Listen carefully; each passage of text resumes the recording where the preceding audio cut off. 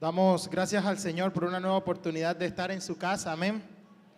Esta mañana maravillosa que Él nos concede.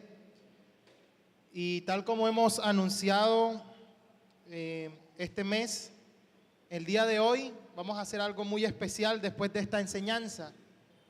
Vamos a ver toda la proyección social de la Fundación Nueva Vida. Es la asamblea anual que por estatutos debemos hacer como iglesia de nuestra fundación, porque para los que no saben, nuestra congregación tiene una fundación, se llama así Fundación Nueva Vida, una fundación que por la gracia y la misericordia divina el Señor nos ha regalado hace muchísimos años y que constituye el brazo social de la iglesia. Es la forma como la iglesia puede también bendecir a muchas personas, podemos servir a otros. Y cuando pensábamos en colocar esa asamblea un día domingo con la presidenta de la fundación, acordamos que el mensaje que se diera ese domingo estuviera alineado con el objeto social de la fundación también, que estuviera alineado precisamente con lo que vamos a tratar. Y providencialmente, el pasaje que sigue en Marcos trata de eso, así que no nos va a tocar cambiar la serie, no tendremos que dejar la serie, sino que el texto que continúa en Marcos, que es desde el versículo 30 del capítulo 9, nos va a ayudar precisamente en esa línea. Así que la evaluación final de esta enseñanza va a ser cómo responderemos nosotros a lo aprendido. Y creo que inmediatamente vamos a tener un examen allí, una vez finalice la enseñanza, al poder mirar qué oportunidades nos brinda la fundación para poder poner por obra cada uno de lo que este texto va a decirnos, de poner por obra todo lo aprendido. Así que yo le voy a pedir que dos cosas. Primero, que una vez yo finalice la enseñanza no se vaya, sino que pueda permanecer y ver este hermoso regalo que el Señor nos ha dado a través de la Fundación Nueva Vida. Y lo segundo que le voy a pedir es que se ubique ahora sí en Marcos capítulo 9, versículo 30.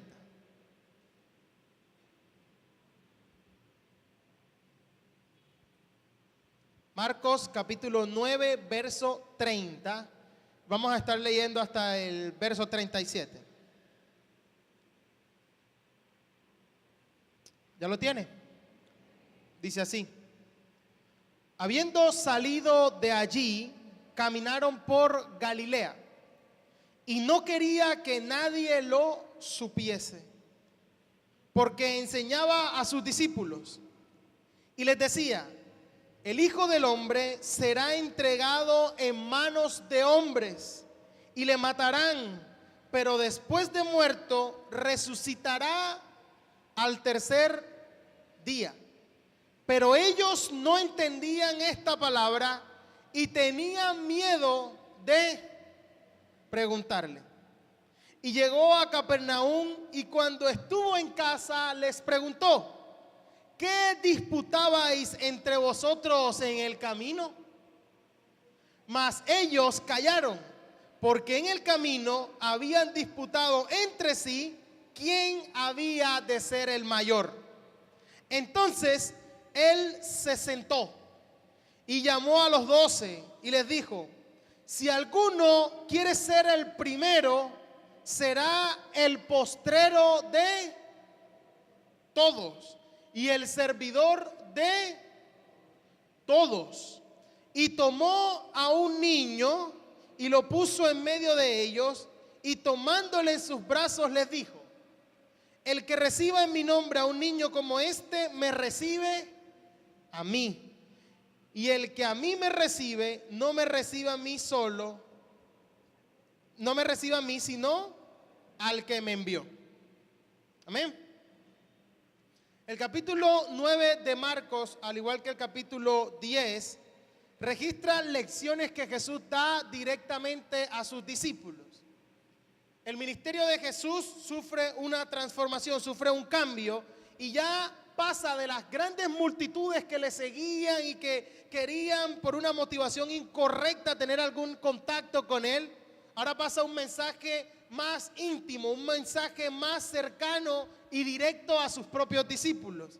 Según el relato de Marcos y hasta aquí, hasta donde vamos, el ministerio en Galilea de Jesús está llegando a su fin. Y lo que sigue es el desplazamiento de Jesús hacia Jerusalén, donde finalmente entregará su vida en la cruz. Y en esta ocasión Jesús transmite una lección muy importante a los discípulos. Una lección con algo que hoy en día y en los tiempos de Jesús y en toda la historia humana siempre ha sido muy escaso. Una lección acerca de la humildad. Y digo que es algo demasiado escaso en nuestros días, y lo era también en la época de Jesús, porque nunca el ser humano, ni siquiera la cultura moderna, considera la humildad como una virtud. Es más, la humildad es considerada una debilidad. La humildad es considerado por muchos una debilidad.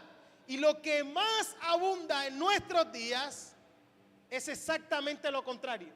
Es el peor y más perverso de todos los pecados. Algo llamado, ¿qué es lo contrario a la humildad? El orgullo, la altivez. Y parece que nuestras tecnologías de información, y parece que Facebook es tan poderoso precisamente porque exalta esto. El orgullo, donde yo puedo tener una plataforma para mostrar mis títulos, una plataforma para mostrar mi grandeza, una plataforma para poder publicar que yo sí pude y otros no, para que vean cómo la paso yo de bueno. Y nuestra sociedad es orgullosa, nuestra sociedad es egocéntrica, es egoísta, y en la época de Jesús era exactamente igual, no era la excepción. Incluso si usted revisa la filosofía de estos grandes filósofos de la antigüedad, como por ejemplo Aristóteles, usted va a encontrar que Aristóteles decía que el orgullo es la corona de todas las virtudes. Menos mal ya poca gente hoy estudia filosofía, porque fuera más orgullosa todavía. Que el orgullo es la corona, esa adoración de sí mismo, ese egocentrismo que carcome el alma. Hoy en día a veces le buscan otro nombre para que pase por allí desapercibido. Hoy el orgullo se disfraza de autoestima. Dicen, no es autoestima, no es orgullo, es amor propio. Me estoy amando, ¿cierto? Es autoestima, me estoy queriendo a mí mismo. Y lo que es narcisismo. Y entonces usted ve esas fotos en Facebook con boquita de pato ahí. Entonces arriba el numeral no es orgullo, es autoestima. Porque está disfrazado, que la gente pueda ver lo bonito, lo lindo que soy, lo que yo puedo alcanzar. Y sabe una cosa, nosotros nos reímos de esas cosas porque para nosotros es fácil identificar a una persona orgullosa. ¿Cierto que sí?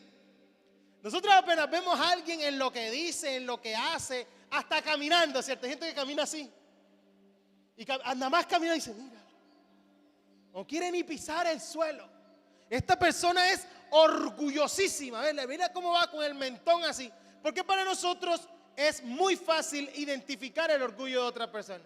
Pero ¿sabe qué es bien difícil para nosotros? Identificar nuestro propio orgullo. Porque cuando otra persona lo hace, ella es orgullosa. Pero cuando es para mí, no, esto es autoestima. Me estoy amando a mí mismo.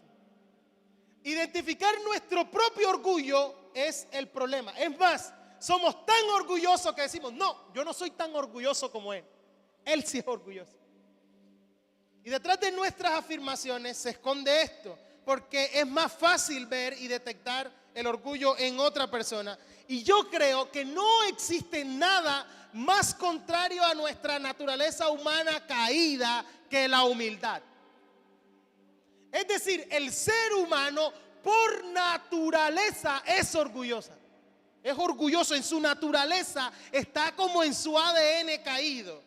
Y por eso es de vital importancia que nosotros entendamos que cuando llegamos a Cristo y cuando somos renovados y cuando nuestra manera de vivir es cambiada, la humildad es de vital importancia en la vida cristiana. Porque nuestra naturaleza es transformada al extremo completamente opuesto. Entonces, si antes éramos completamente orgullosos, un reflejo de que realmente hemos sido transformados es que ahora somos humildes. Así que un indicador de verdadero nacimiento, de verdaderamente haber nacido de nuevo, de ser verdaderamente salvo, es ser humilde. No existe nada más contradictorio y no existe nada más ridículo que un cristiano orgulloso. Eso es lo más contradictorio que hay. Es un desentender de toda la verdad básica del cristianismo. Cuando usted mira a lo largo de la palabra de Dios, este contraste entre el orgullo y la altivez va a aparecer una y otra vez. Y nosotros lo hemos leído, y nosotros lo hemos cantado, y nosotros lo hemos predicado, pero muchas veces se nos olvida. Nosotros sabemos que el Señor al altivo lo mira de... Entonces, ¿por qué alzamos el mentón, pa? Usted y yo lo sabemos, que Él está cerca al humilde, al quebrantado, decía el salmista. Él está cercano al humilde, pero al altivo mira de lejos. Jesús mismo enseñó: cualquiera que se exalta a sí mismo será humillado, pero el que se humilla será enaltecido.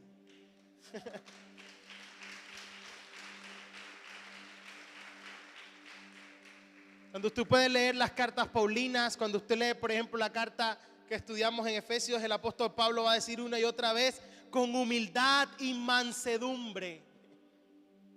La clave para poder soportarnos los unos a los otros en toda la teología desarrollada por el apóstol Pablo. ¿Cuál es la clave para poder soportar a aquel que es diferente, pero que también es hijo de Dios? Dice el apóstol Pablo: la humildad y la mansedumbre. Y en Colosenses les va a decir: si te vas a vestir de algo, vístete de eso, de humildad y de mansedumbre, para soportarnos los unos a los otros.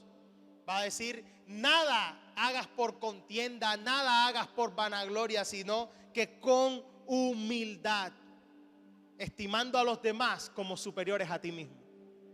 Es decir, es ampliamente desarrollado. El apóstol Pedro va a decir: el Señor resiste a los soberbios, pero da gracia ¿a quiénes? A los humildes. Y Santiago, el hermano del Señor, va a decir: humillaos delante del Señor y Él os exaltará. Es decir, es un tema que usted de punta a punta, a lo largo de toda la palabra de Dios, es claro, es repetido. Pero tal cual como le pasa a los discípulos, esta es una lección muy difícil de aprender.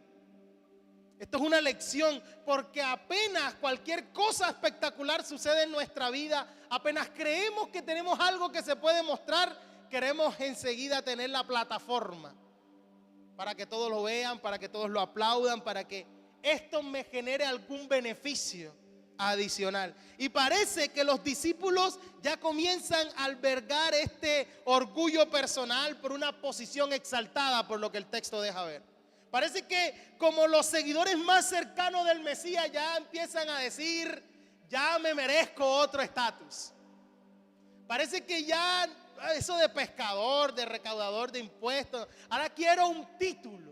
Ahora quiero algo mayor, ahora quiero estar en otra posición. Parece que los discípulos comienzan a tener este conflicto de orgullo personal y no se están dando cuenta de aquello que Jesús quiere enseñarles y transmitirles con su propia vida. Y este texto tiene por lo menos 3 lecciones bien importantes. En este texto que acabamos de leer hay una lección de humildad dada por Jesús en el verso 30 al 32. Hay una lección sobre el orgullo que lo representan los discípulos en el verso 33 al 34. Y hay una lección acerca de la verdadera grandeza, que está en el verso 35 al 37. ¿Cómo se es verdaderamente grande en el reino? Así que si tuviéramos que poner un título a esta enseñanza se llamaría El primero en el reino. ¿Quién es el primero en el reino de los cielos? ¿Quién es el primero? ¿Quién es el más grande? Y comencemos diciendo entonces, ¿cuál es la lección de humildad que Jesús les quiere transmitir? Versículo 30 al 32. Habiendo salido de allí, caminaron por Galilea y no quería que nadie lo supiese, porque enseñaba a sus discípulos y les decía: el Hijo del Hombre será entregado en manos de hombres y le matarán, pero después de muerto resucitará al tercer día. Versículo 32. Pero ellos no entendían esta palabra y tenían miedo de preguntarle. Jesús por segunda vez le va a anunciar su muerte directamente.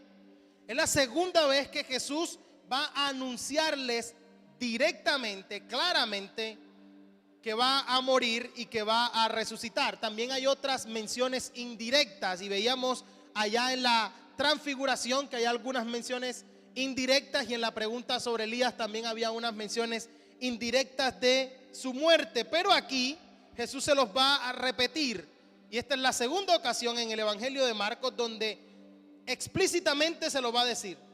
Jesús va a hablar del mayor acto de humildad, y es que el mayor estándar de humildad es Cristo mismo, que dijo acerca de su carácter que era manso y humilde de corazón.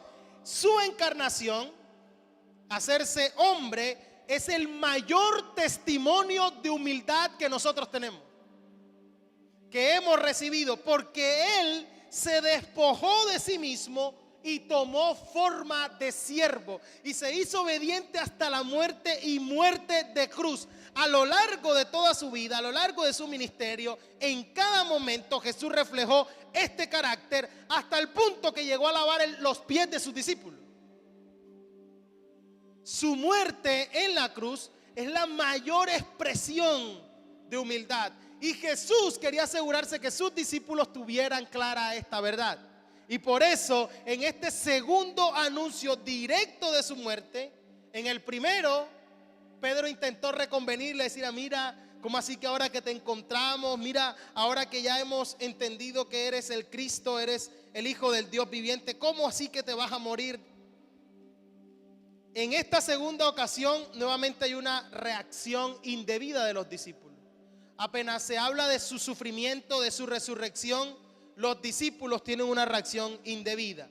Esta vez Jesús les habla cerca de Capernaum, que era donde estaba su base de operaciones, y la casa que se menciona ahí es muy posible la casa de Pedro, que era donde estaba su centro de operaciones.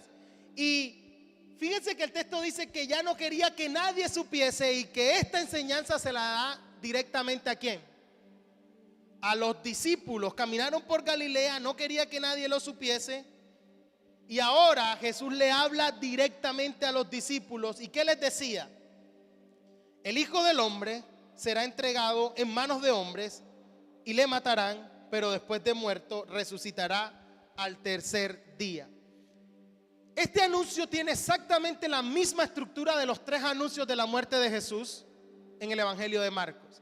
Siempre vamos a verlo de la misma manera. Jesús va a anunciar su muerte, Jesús va a anunciar su resurrección. El título que Jesús va a usar para sí mismo, y esto es muy importante, es el Hijo del Hombre. Ahorita vamos a ver por qué.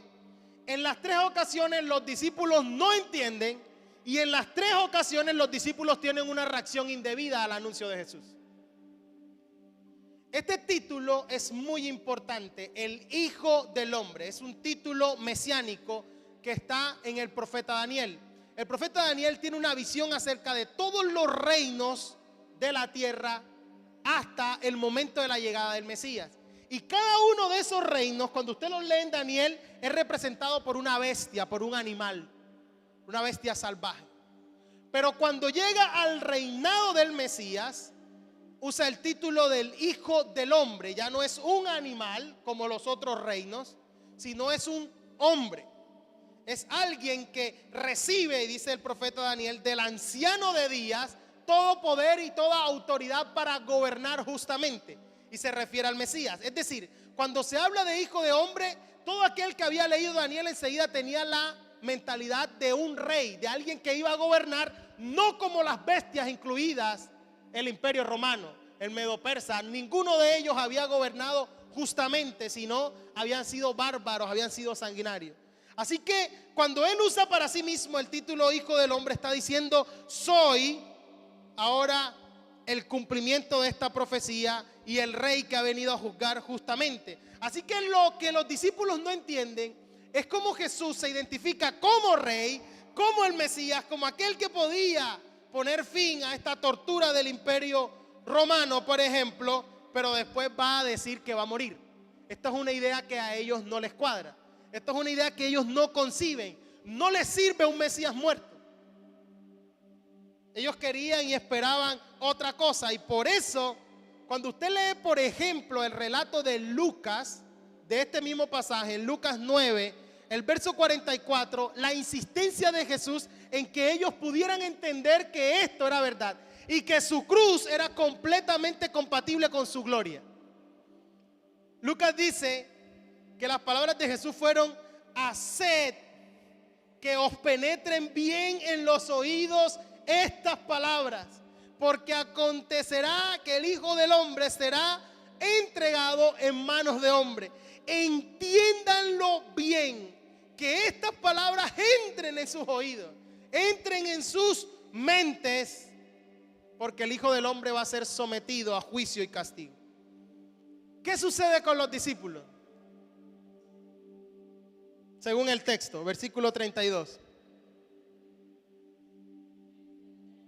No entendían, no eran capaces de entender. Y yo considero que no ser capaces de entender era porque tenían una visión muy corta. Lucas va a decir que en parte esta verdad le estaba siendo velada. Sus expectativas, lo que ellos pensaban acerca del Mesías, era demasiado corta. Ellos tenían sus propias expectativas, tenían sus propias emociones. Dice: ahora sí vamos a reinar, ahora sí nos va a dar el lugar que merecemos. Mira, ¿y tú querrás ser ministro de qué ahora que Él sea rey? ¿Qué nos podrá? ¿Cómo? Ya se acabó nuestra vida de pobre. Ay. Y en medio de todas estas expectativas, yo creo que en esto volvemos al debate que hablábamos el domingo pasado entre las evidencias y las emociones, ¿cierto? Por más que Jesús les está diciendo directamente de que va a ser así, que era necesario que esto suceda, las emociones y las propias expectativas de los discípulos, su propio sentimentalismo, no les deja comprender la verdad que Jesús les está transmitiendo. Yo decía que esto nos pasa a todos. Cada uno de los que está aquí está sentado y dependiendo de las expectativas que tiene con relación a Dios, recibe o no recibe el mensaje. Y dice: amén, aquellas cosas que van en línea con lo que le sirve. Pero dice: no amén, aquellas cosas que toma tu cruz y sígueme. Es decir, dependiendo de nuestras expectativas, nosotros recibimos o no recibimos un mensaje. Y Jesús le está dando este mensaje, pero ellos dicen: no entiendo. Y ahora el asunto está peor, porque ahora no entienden y además no quieren preguntar. Les da temor a preguntar. ¿Por qué? Yo sigo insistiendo de que porque lo más probable es que no querían escuchar la respuesta. Entonces mejor no pregunta. Jesús le estaba presentando que esto es lo que estaba anunciado por la ley, por los profetas, y estos discípulos ni siquiera entendían y ahora tenían miedo de preguntar. ¿Por qué esta es una lección tan grande de humildad? Porque yo creo que hay una propuesta del texto para decirnos cuál es el mejor antídoto contra el orgullo. ¿Cuál es el mejor antídoto contra toda ínfula de grandeza? ¿Cuál es la vacuna contra esas ínfulas de grandeza que es peor que la gripe porcina? La vacuna y el lugar apropiado para ir a reducir estas ínfulas de grandeza y la propuesta del texto es que la cruz es el antídoto contra las ínfulas de grandeza. La cruz es el camino para combatir el orgullo. Es la propuesta contra esa falsa grandeza interior que los discípulos quieren. Eso de querer tener algún merecimiento. ¿Saben por qué? Porque estos se creían grandes y creían que por la posición que ya tenía con el rey podían ser todavía mayores. Pero el que es verdaderamente grande se está haciendo siervo, se está encarnando y está diciendo: es necesario que muera. Es decir, la diferencia entre Jesús y nosotros es que Él sí es verdaderamente grande. Y siendo verdaderamente grande, se despojó de sí mismo. Entonces parece que el camino del despojo, el camino de la cruz es la propuesta adecuada para atacar toda esa ínfula de grandeza que a veces nos quiere llenar el corazón y el alma. Y por esto Jesús va a repetir esta enseñanza insistentemente. La cruz es el camino y todo el que siga a Jesús es un camino hacia la cruz. Y ni para Jesús ni para ninguno de los que estamos aquí la opción es distinta. Primero la cruz, después la gloria. Ese es el camino. Y sabe, parece que como seres humanos nuestra tendencia es a sentirnos demasiado importantes y creer que nosotros somos el centro. Y que siendo nosotros el centro, todo gira a nuestro alrededor. Y entonces todo el mundo tiene que servirnos, todo el mundo tiene que aplaudirnos, todo el mundo tiene que preocuparse. Es que cumplí, no vinieron. Porque todo gira alrededor mío, ¿cierto? Nadie me visita, nadie me llama. Todos me quiero comer un gusano. ¿Cierto?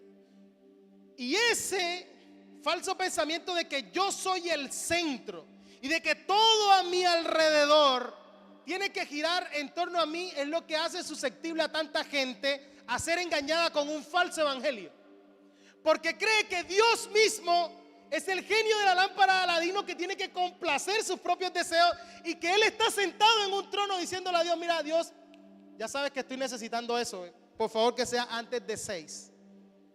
Si me vas a dar un trabajo, que sea antes de abril, porque yo en mayo no voy a estar en mi cumpleaños limpio. Entonces, es decir, cree que incluso Dios está ahora obligado a hacer, porque la tendencia humana es querer que todo gira a nuestro alrededor. Y hermanos, perdónenme si los desilusiono, pero no somos el centro del universo. Todo nos gira en torno a nosotros. Todo se trata de Jesús y todo es por Él y para Él.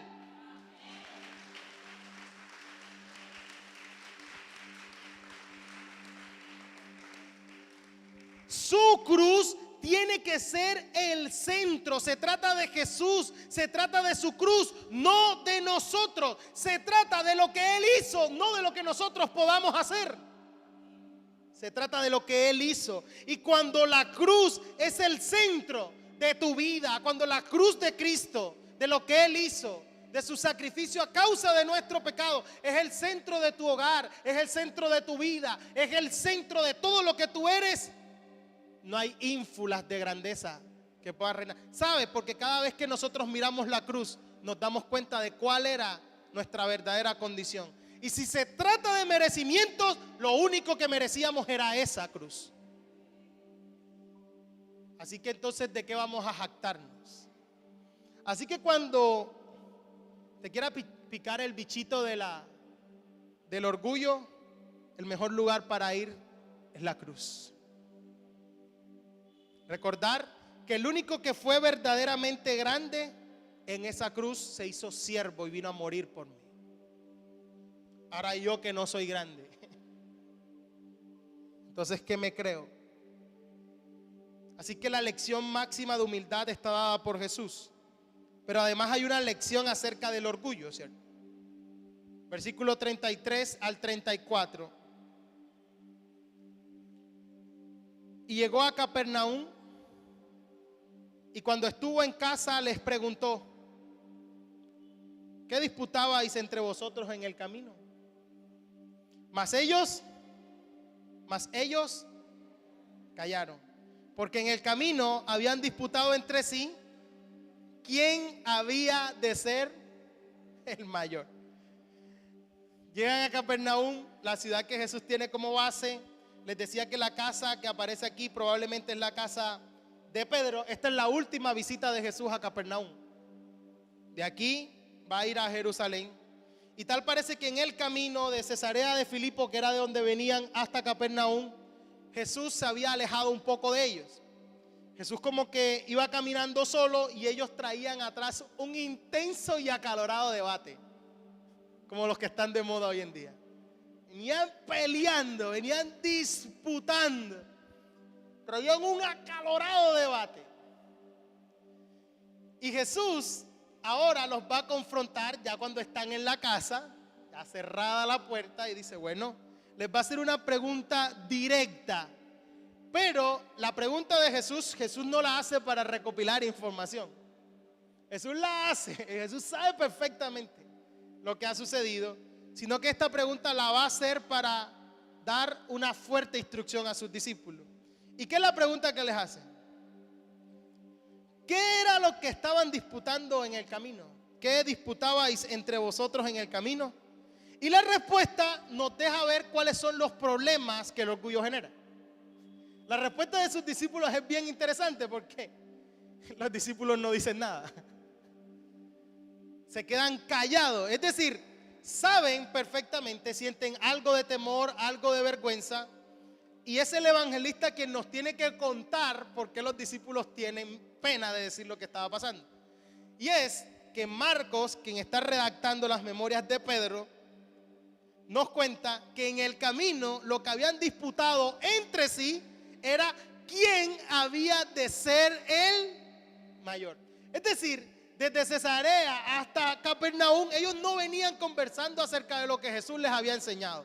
Ellos no venían preguntándose, mira que no pudimos sacar fuera a este demonio de este muchacho y Jesús nos está diciendo, tenemos que depender de Dios, nuestra fe tiene que ser aumentada.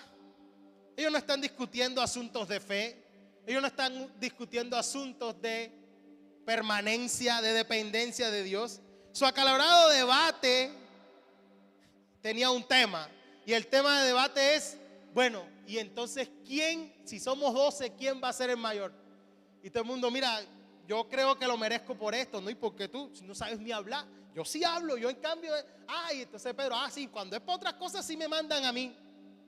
Y ahora no me van a dejar a mí ser el mayor de todos ustedes. ¿Cierto? Este era un debate que los discípulos van a mantener incluso.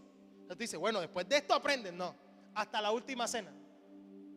Después del próximo anuncio de la muerte de Jesús, hay una petición de dos de ellos, decir, bueno, en tu reino, uno a tu derecha y otro a tu izquierda. Y parece que vienen en secreto para que el resto no se enteren, porque ya no nos pusimos de acuerdo acá de quién era el mayor. Entonces tengamos dos mayores y uno a tu derecha y otro a tu izquierda. Con eso nos conformamos, vamos bien. No pedimos nada más. Lo interesante es que Jesús acaba de hablarle de su humillación. Jesús estaba diciéndole o dándole una lección acerca de la humildad, pero ellos estaban pensando en su propia exaltación. Estaban pensando cómo ser más grande. Jesús le está hablando de sufrimiento, pero ellos no entienden lo que Jesús les está hablando de sufrimiento, porque lo único que están pensando es en autoglorificación. Se estaban disputando los primeros lugares en el reino. Tenían delirios de grandeza, y este delirio de grandeza no les deja ver la lección que Jesús le está transmitiendo. Y yo creo que esta es la condición de muchos de los que estamos aquí. Que nuestras ínfulas, que nuestros sueños de grandeza no nos permiten asimilar las verdades fundamentales de ser cristiano. Si vieron que los amén son... Nuestra ínfula, es decir, hay gente que quiere buscar a Dios para convertirlo en un medio, para lograr sus sueños, para lograr sus anhelos, para que Dios por fin le dé esto que está buscando, y no lo está buscando a Él mismo. No viene a este lugar, no, para encontrarse con Él, que es el mayor y más grande de todos los tesoros. Viene para ver si viniendo por fin revienta esa hoja de vida. Se me fueron todos. Viene para ver si de pronto ahora que soy cristiano De pronto un día mi jefe amanece de buena gana y me dice, ¿sabes qué? Ahora te voy a ascender y ahora sí te voy a dar el lugar que merece. Y ahora sí, yo soy un hijo del rey. Aleluya. Y eso vende muchísimo. Esa teología de que yo merezco porque soy nada. Nuestro único merecimiento era la cruz. Nada más. Después de la cruz, cualquier cosa que por medio de la bondad y la gracia el Señor nos concede es ganancia. Pero ahí están estos discípulos metidos en sus sueños de grandeza, pensando solo en ellos, pensando en cómo me puedo beneficiar de esto. Eso es lo que hoy se conoce como la política del CBY. ¿Cómo voy yo? Todo el mundo, todo lo que hace, toda relación que establece, la establece con la base de qué beneficio saca. Sí, yo te ayudo, pero CBY. ¿Cómo voy yo? ¿Qué gano? ¿Qué beneficio voy a sacar de eso, para ver? ¿Cuál es el provecho personal que voy a obtener? Y creo que mucha de la gente que busca equivocadamente a Dios lo busca por eso mismo. ¿Cómo voy ahí, Dios? Ya soy cristiano. Yo veré, ¿no? Lúcete. Y esta falsa expectativa tiene que ser cambiada. Y yo creo que el discipulado como tal, el caminar con Jesús, es esta transformación. Esta transformación de mis propias expectativas, de mis propios deseos, de mis propios anhelos, de querer hacer mi propia voluntad, ahora ser transformado por los pensamientos de Dios, su voluntad, sus deseos y lo que hay en su corazón. No es un curso que hacemos los jueves cada 15 días. El discipulado es la verdadera experiencia donde el Señor transforma nuestras mentes, porque nuestra mente normalmente va a querer buscar otra cosa. Pero si algo muestra este pasaje es que el orgullo destruye la unidad. El orgullo destruye relaciones. ¿Sabe por qué? Porque solo las personas humildes pueden amar. El orgullo quiebra relaciones. Ese deseo de autoexaltación de los discípulos es preocupante porque podría tener consecuencias desastrosas. Esta es la primera generación de predicadores del evangelio. Esta es la generación que va a llevar, que va a ser los líderes de la iglesia que se va a fundar. Tienen una responsabilidad y además de eso van a enfrentar una oposición enorme. Imagínense si no están unidos y concentrados en un solo objetivo, sino disputándose entre ellos mismos quién es el mayor. Yo, tú, no, yo sí puedo, tú no puedes. Ellos deberían estar unidos y apoyándose los unos a los otros. Yo creo que este es el verdadero problema. El orgullo destruye la unidad. El orgullo destruye relaciones. Porque las relaciones están basadas en amor ágape, en amor sacrificado. Y para poder amar sacrificadamente tenemos que despojarnos de nosotros mismos. Para poder amar a nuestro cónyuge sacrificadamente tenemos que despojarnos de nosotros mismos. Es que yo te dije. Es que yo hago. Es que yo sí. Es que yo.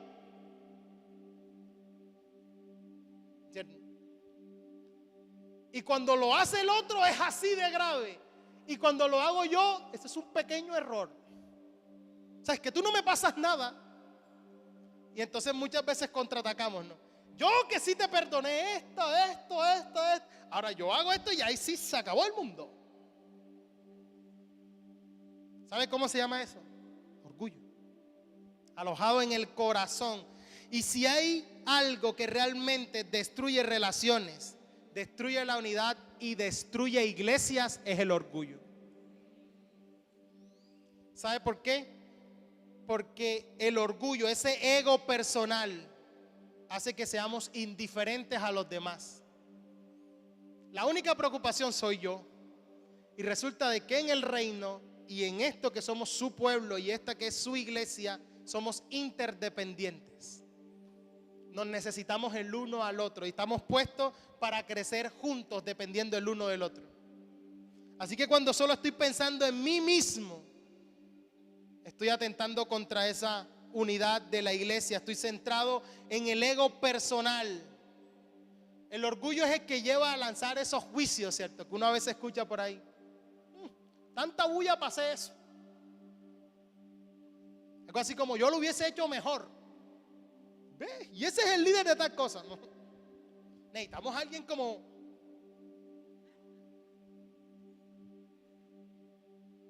Detrás de cada persona criticona hay una persona orgullosa. Detrás de todo el que critica y no hace, hay una persona orgullosa. Detrás del que siempre está ahí intentando dividir, diciendo, ven acá, pero nosotros podemos hacer esto lo haríamos mejor nosotros, esto yo creo que debería hacerse así. Ese blanco no debió ponerse en la iglesia, debió ponerse verde menta. Es decir, detrás de esa persona, lo que hay es una persona orgullosa diciendo, como no me consultaron, lo pintaron de blanco. ¿Me hago entender? Y entonces el destructor más común de relaciones es el orgullo. Y por eso Jesús tiene que darle esta lección a sus discípulos, la necesidad crucial de la humildad. Usted quiere tener relaciones saludables, sea cual sea el tipo de relación, venga a los pies de Cristo y despójese del orgullo y va a ver cómo fluye en su relación.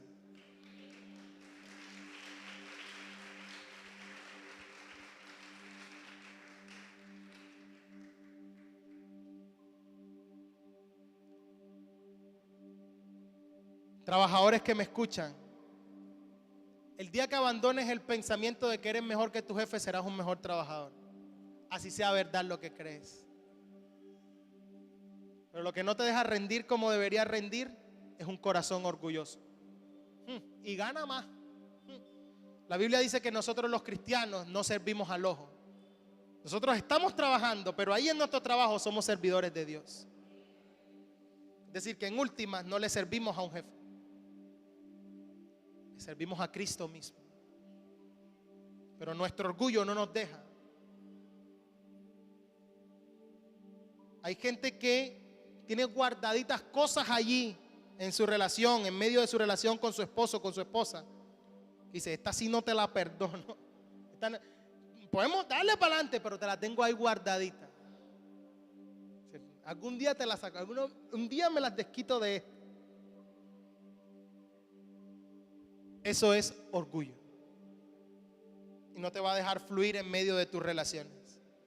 Y la tercera lección que el texto nos presenta, además de una lección de humildad, además de una lección acerca del orgullo y de todos los problemas, el próximo domingo vamos a seguir hablando de este problema del orgullo, que parece que los discípulos tienen ahí un conflicto después porque ven a alguien que está usando el nombre de Jesús sin avisarles a ellos, ¿no? Y entonces van a entrar como, ven acá, ¿y este por qué? Si solo, porque el orgullo también quiere generar exclusividad, ¿cierto? ¿Usted ha visto esa gente que dice que mi iglesia es la mejor iglesia de todas? ¿Usted lo ha visto alguna vez? Yo a veces lo leo y digo, ve, no sabía que estábamos concursando y en qué momento uno se inscribía para este concurso. Porque solo ellos lo pueden hacer, porque solo nosotros lo hacemos excelente, porque solo nosotros somos la mejor y tenemos los mejores líderes. No estamos concursando, ¿no? Esta exclusividad es producto del orgullo. Bueno, pero eso es el domingo que viene. Y tercero, la tercera lección que aparece en el texto es una lección acerca de la verdadera grandeza. ¿Cómo se es verdaderamente grande en el reino de los cielos? Versículo 35.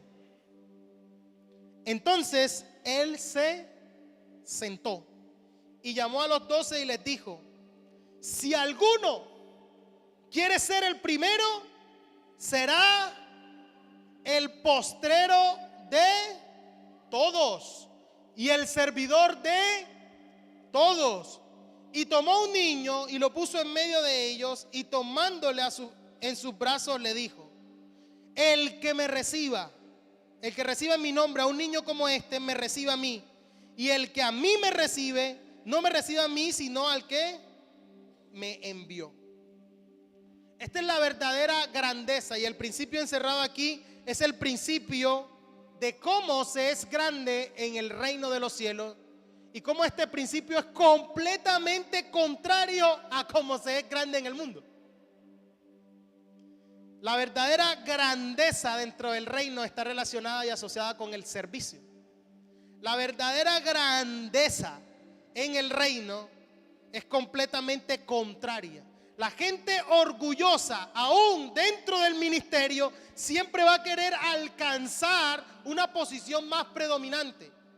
Atrás de aquellas personas interesadas ministerialmente de que le llamen por un título, lo que hay es una persona que quiere escalar una posición más por el título ministerial que tiene. Es decir, si tú le dices pastor no, apóstol, es porque él algo en su mente cree que apóstol es más que pastor. ¿Se escucha más bonito? Algunos se hacen llamar ángel. Ángel. Apóstol no, ángel. Porque ese todavía es como más celestial. Profeta a las naciones. Yo a veces veo lo incómodo de algunos perfiles en Facebook que profeta por llamado desde antes de la fundación del mundo, Juan Pérez. Detrás de este afán de siempre buscar posiciones, de buscar promocionarse, el verdadero honor dentro del reino de los cielos está reservado única y exclusivamente para los humildes. Los discípulos, al igual que muchos hoy en día, veían el orgullo como algo normal. ¿Y saben por qué? Era algo deseable, era algo legítimo, porque todos los líderes que ellos tenían, aún los líderes religiosos que ellos reverenciaban en Israel, eran orgullosos. Jesús los tiene que confrontar y decirle, hacen todo para que los hombres los vean y aman los primeros lugares en la sinagoga. No es con ustedes, hermanos, tranquilos. Y quieren orar en las plazas para ser vistos por los hombres. Y estiran los flecos y sus filacterias, y cuando ayunan demudan su rostro para que la gente lo vea y diga, wow, estos sí son verdaderamente piadosos. Y tenían el mismo complejo de los televangelistas de hoy. Lo iban a buscar y que mira, rabí, 2 veces por favor. Léalo, Jesús le dice, y les gusta que les llamen rabí. Que los aplaudan, y Jesús quiere tratar este asunto con sus discípulos. Jesús quiere dejarles claro. Y fíjense, Jesús se sienta, ya está en la casa con ellos y se sienta. Sentarse era la posición habitual de los rabinos en la sinagoga. Y tomando a un niño, le dice, ¿alguno quiere ser primero? Sí. ¿Quién quiere ser primero? Ya nadie quiere ser primero. Bueno, el ser primero en el reino es un deseo legítimo. Es decir, nosotros como cristianos deberíamos buscar ser primeros en el reino. Lo que Jesús está redefiniendo es cómo se es primero en el reino. Y es que para ser primero en el reino hay que ser como Matías.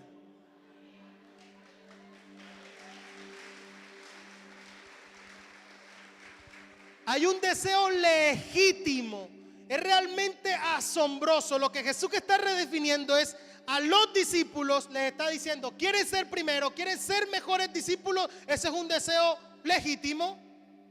El apóstol Pablo decía, yo no estoy corriendo aquí por correr esta carrera. Yo estoy corriendo esta carrera porque hay un premio y ese premio me lo voy a llevar. Es decir, imagine que nosotros todos estamos corriendo y que hay un solo premio. Si hubiese un solo premio y un solo galardón, cada uno de los que estamos aquí tiene que decir, voy a correr para alcanzarlo y ganármelo. El asunto es cómo se corre. Y Jesús entonces redefine el deseo de ser primero. El que quiera ser primero deberá ser el postrero de todos, el servidor de todos. La verdadera recompensa en el reino de los cielos viene para aquellos que están dispuestos a ser últimos, no a los que se creen primero. La grandeza de alguien en el reino no se mide por cuántas personas le están sirviendo. La grandeza en el reino se mide por a cuántas personas Él está sirviendo.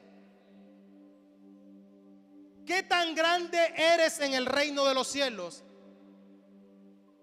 La respuesta es a cuántos les estás sirviendo en el reino.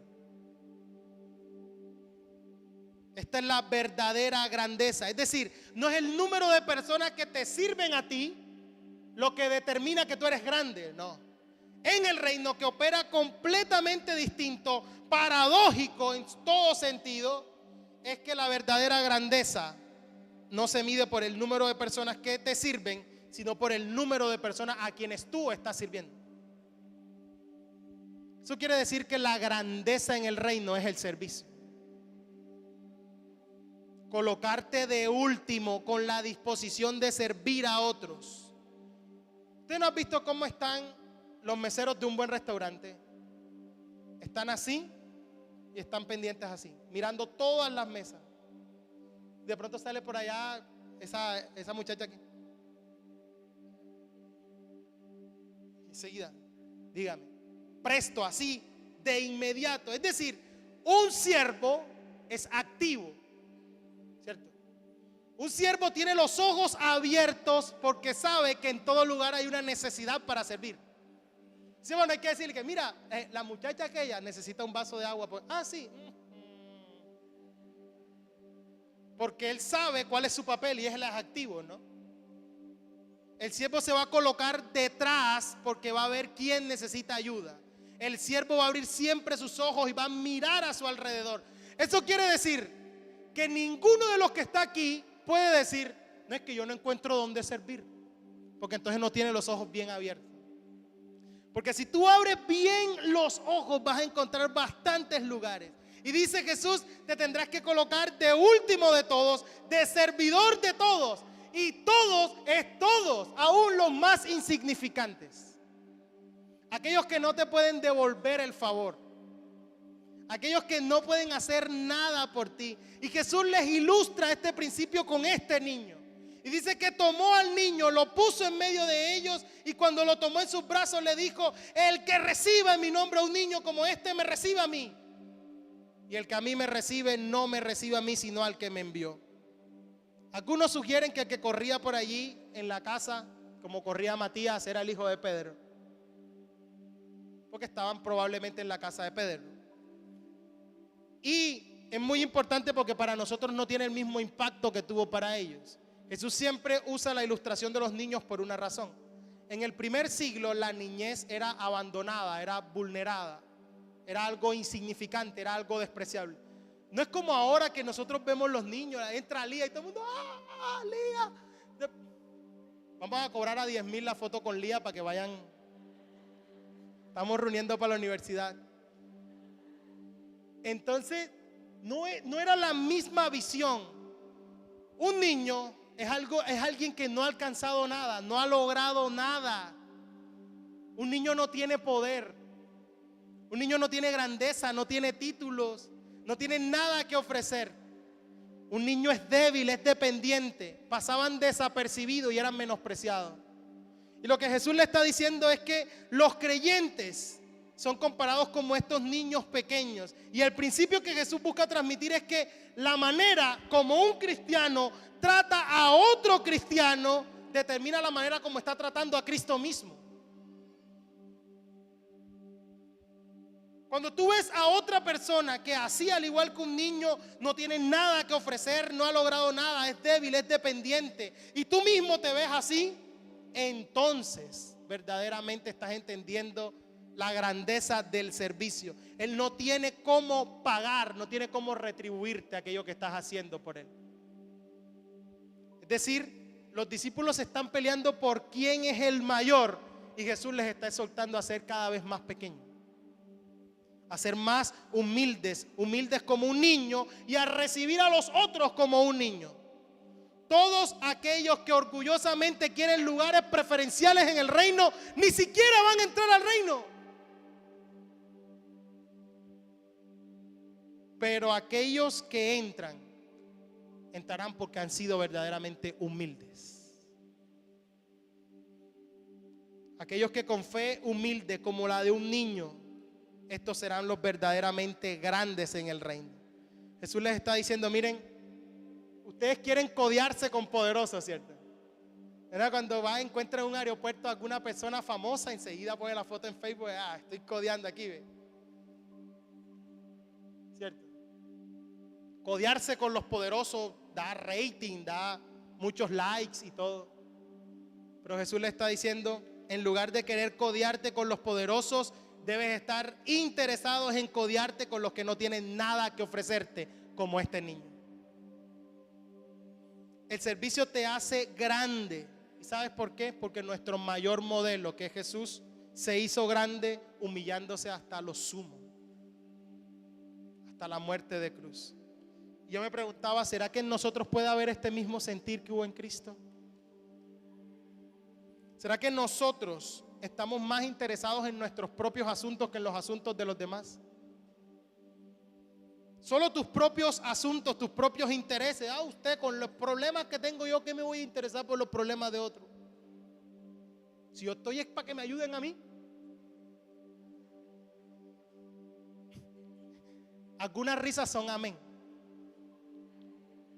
Yo lo he entendido así. La pregunta es, ¿a quién le estoy sirviendo? La pregunta es, ¿cuántos han sido bendecidos por mi servicio? Con mi tiempo, por mi generosidad, por mi compañía. ¿Para cuántos conseguir un vehículo se le volvió un asunto de orgullo en lugar de servicio? ¿Para cuántos lograr algo se le volvió fue un asunto de orgullo y no de mayor servicio? ¿Cuántos se están beneficiando de aquello que el Señor por su gracia y su infinita misericordia te dio a ti? Tu trabajo, tus dones, tus talentos, tu habilidad, tu profesión. ¿Quién es el único que sale beneficiado de eso? Solo tú. Si eres solo tú, vas en el camino equivocado. Porque en el reino el que no sirve, no sirve. Voy a repetir eso. En el reino el que no sirve, no sirve. Yo me admiro cuando veo en las cartas paulinas decir, ¿sabes? Si alguien antes robaba y hurtaba, ya no robe más, ya no hurte más, sino que ahora trabaje. ¿Para qué? Para que se compre todo lo que quiera y seamos, ¿qué dice el texto? Para que trabajando tenga para compartir con aquel que padece necesidad.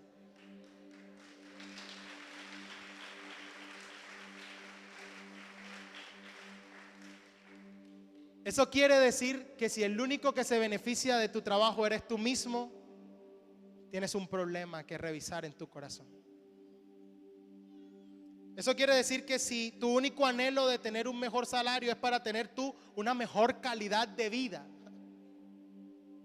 si ese es tu deseo, hay que revisar nuestros papeles. Porque nosotros no somos estanques de la bendición de Dios. Nosotros hemos sido puestos como canales de la bendición de Dios. Y el verdadero camino para que esto estancado no nos haga daño es que como el agua estancada que hace daño, para no dejarla fluir. Y siendo un canal sin que fluya y se estanque, para no estar acumulando y acumulando y acumulando, que fluya libremente.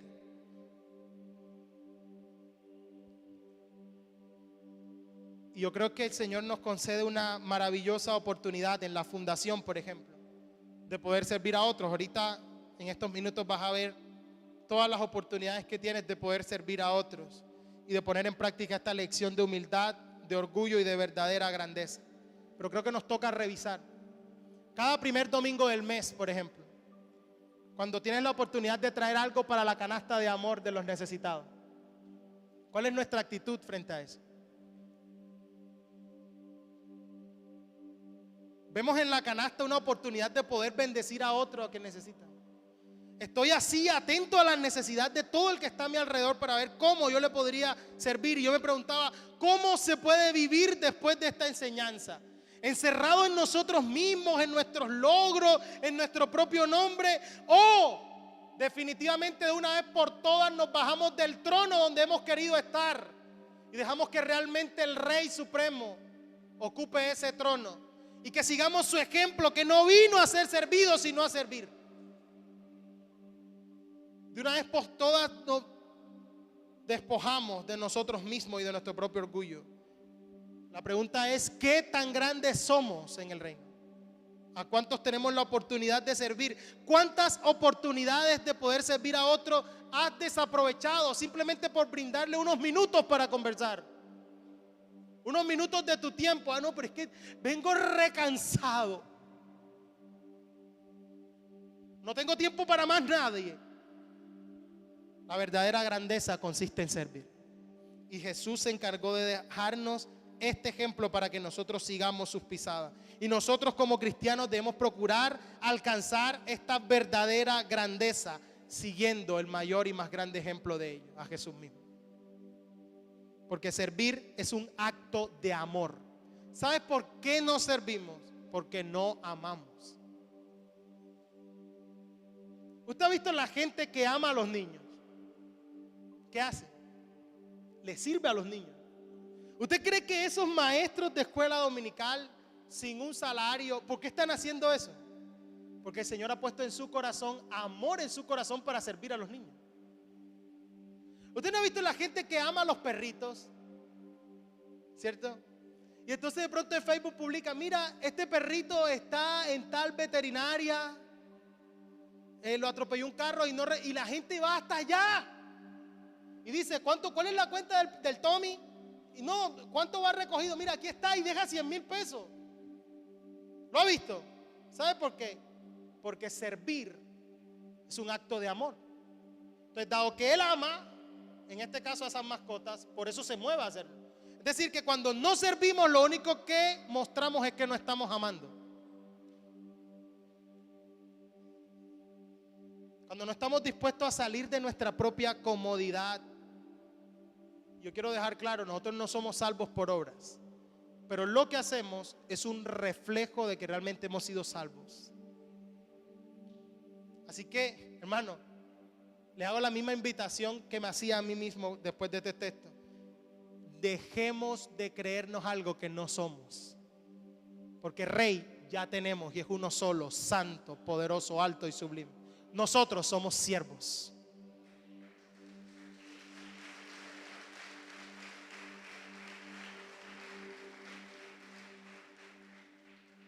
Quiero terminar con un versículo del Antiguo Testamento y con esto vamos a dar paso a la fundación. El profeta Miqueas en el capítulo 6, verso 8, resume todo lo que es bueno y todo lo que Jehová pide de nosotros. Y este es un gran resumen para poder cerrar esta parte. Dice el profeta Miqueas: oh hombre, Él te ha declarado lo que es bueno. ¿Y qué pide Jehová de ti? Solamente hacer justicia y amar misericordia y humillarte ante tu Dios. Para todos los que se están preguntando, ¿qué querrá Dios de mí? Este es un excelente resumen de todo lo que el Señor pide de ti. Hacer justicia, amar misericordia y humillarnos delante de Él. Cierra tus ojos donde estás y examinemos juntos nuestra propia condición y nuestro propio corazón. Padre Santo, ¿cómo vivir después de esta enseñanza cuando el mayor modelo de humildad y de humillación fuiste tú mismo? El verdaderamente grande, Señor. Tú no escatimaste, no estimaste el ser igual a Dios como cosa a que aferrarte, sino que te despojaste. Tomaste forma de siervo, haciéndote obediente hasta la muerte y muerte de cruz. ¿A qué cosas me aferro yo y no me quiero despojar yo? Me he aferrado a mí mismo, me he ensimismado, he estado interesado solo en mis propias cosas, en mis propios anhelos, en mis propios deseos. E incluso equivocadamente he pretendido buscarte para que tú cumplas mis anhelos y mis propios deseos. Pero hoy he entendido que debo venir aquí a esta cruz, a morir a mí mismo, a morir a mis propios deseos y a morir a mi propia voluntad. a renunciar a mi propio orgullo, a que mi nombre sea conocido, exaltado, para ahora renunciar a todo esto, Señor. Y que solo tu nombre sea glorificado, Señor. Gracias por esta lección de humildad. Gracias por la lección de lo que el orgullo es capaz de hacer en el corazón. Gracias por la advertencia de cuánto podría desunirnos, cuando al igual que estos discípulos deberíamos estar unidos por una misma causa y apoyarnos los unos a los otros. Cuánto el orgullo puede llegar a atentar contra la unidad. Y gracias por mostrarnos el camino hacia la verdadera grandeza. Yo, como tu hijo, debo procurar no ser mediocre, sino realmente buscar y anhelar esta verdadera grandeza. Y la única manera de alcanzar esta verdadera grandeza es poder servir a otros. Es ponerme al último cuando quiero que me vean de primero. Es ser el siervo de todos, de aquellos, Señor, que parecieran insignificantes y vulnerables, de aquellos que no tendrían cómo retribuir aquello que hago por ellos. No quiero codearme con poderosos. Quiero, al igual que lo hiciste tú, estar en aquel lugar donde hay necesidad. No quiero procurar grandezas ni títulos, sino quiero hacerme grande como te hiciste grande tú, humillándote hasta lo sumo, siendo siervo, siendo obediente hasta el final. Quiero seguir tus pasos, quiero seguir tu camino. En el nombre de Jesús. Amén y amén.